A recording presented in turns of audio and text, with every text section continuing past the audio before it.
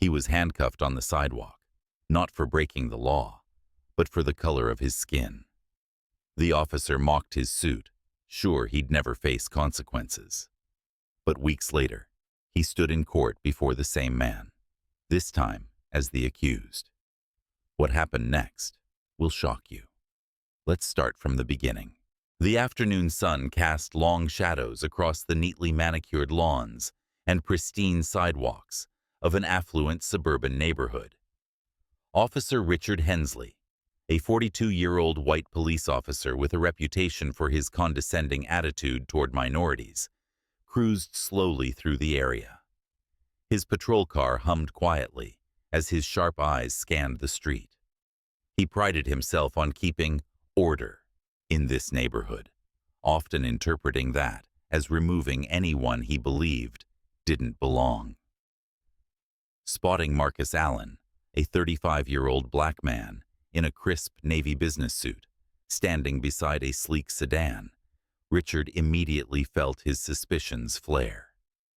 Marcus appeared calm, checking his watch as if waiting for someone. To Richard, however, the sight was enough to trigger his bias. Pulling over abruptly, Richard stepped out of his vehicle with a purposeful stride.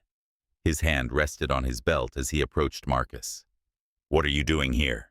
Richard barked, his tone already accusatory.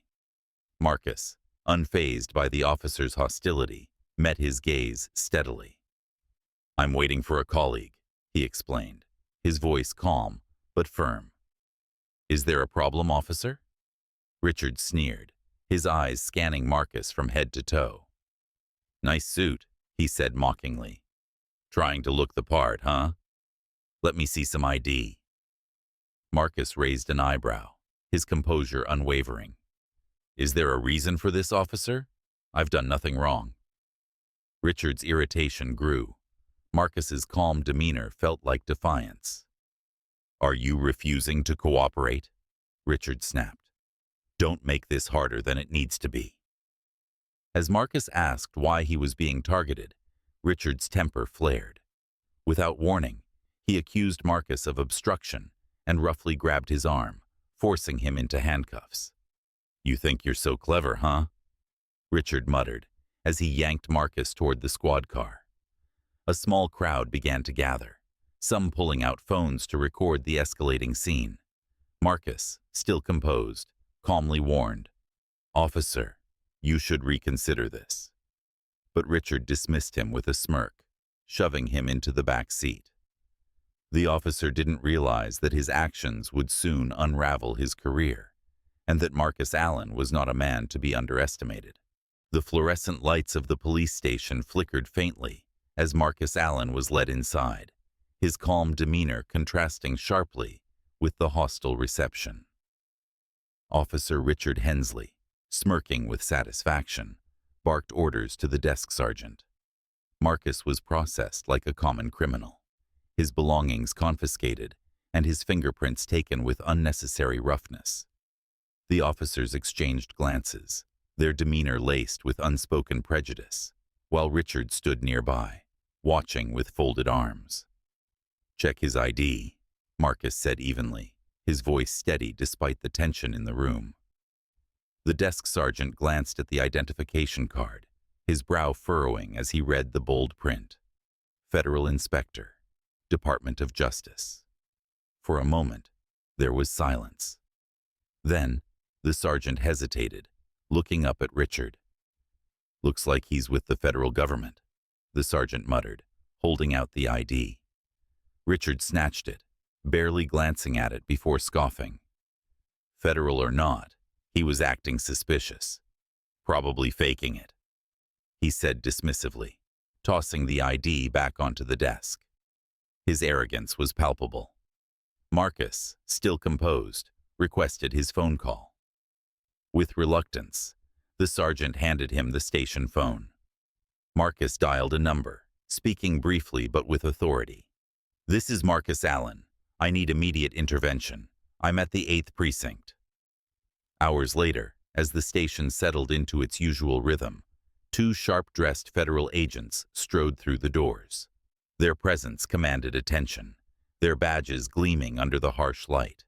The atmosphere shifted instantly. "We're here for Marcus Allen," one agent announced, his tone leaving no room for argument.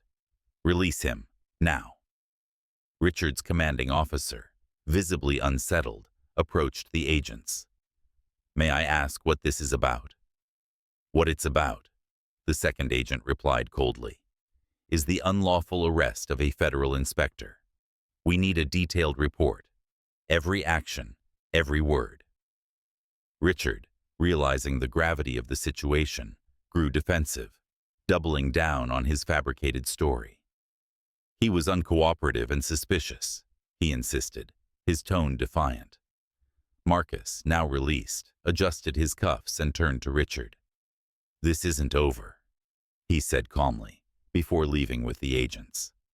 The tension in the station lingered like a storm cloud, and everyone knew this was far from the end. The courtroom buzzed with anticipation as Officer Richard Hensley entered, flanked by his attorney. The trial had drawn significant public attention, with local activists, journalists, and concerned citizens filling every available seat. Cameras flashed as reporters jostled for position, eager to capture the officer who had become the face of racial bias in law enforcement. Richard glanced around, his expression a mix of arrogance and unease.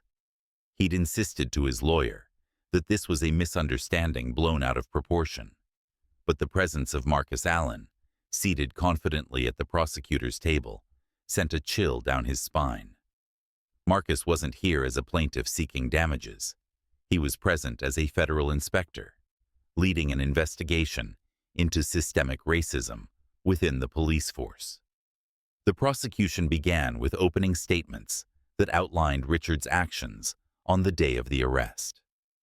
As the trial progressed, the courtroom atmosphere grew heavy with tension. Bystander footage, collected from multiple angles, was played on a large screen. The videos showed Richard's aggressive approach, his mocking remarks about Marcus's suit, and the unnecessarily rough arrest. Gasps rippled through the audience, and Richard shifted uncomfortably in his seat. The prosecution didn't stop there. They called witnesses, fellow officers who reluctantly testified about Richard's history of targeting minorities. One officer admitted, under cross-examination, that Richard often referred to certain neighborhoods as zones to clean up, using racially charged language.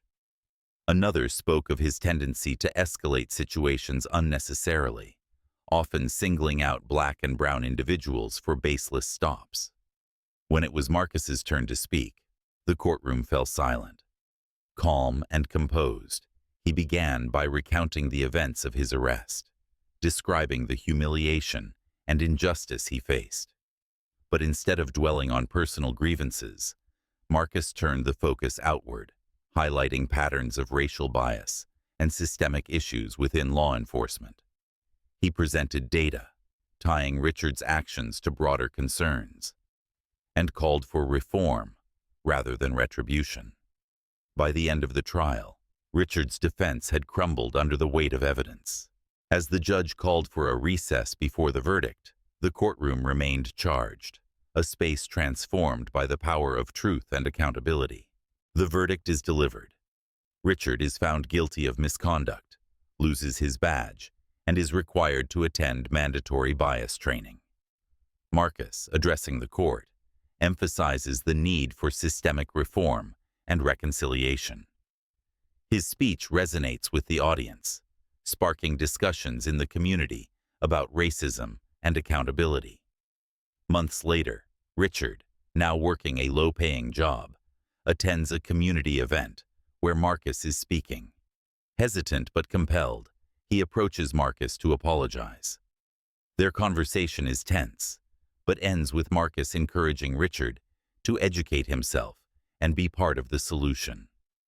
The story closes with Richard watching Marcus walk away, his words echoing in his mind, marking the start of Richard's journey toward understanding.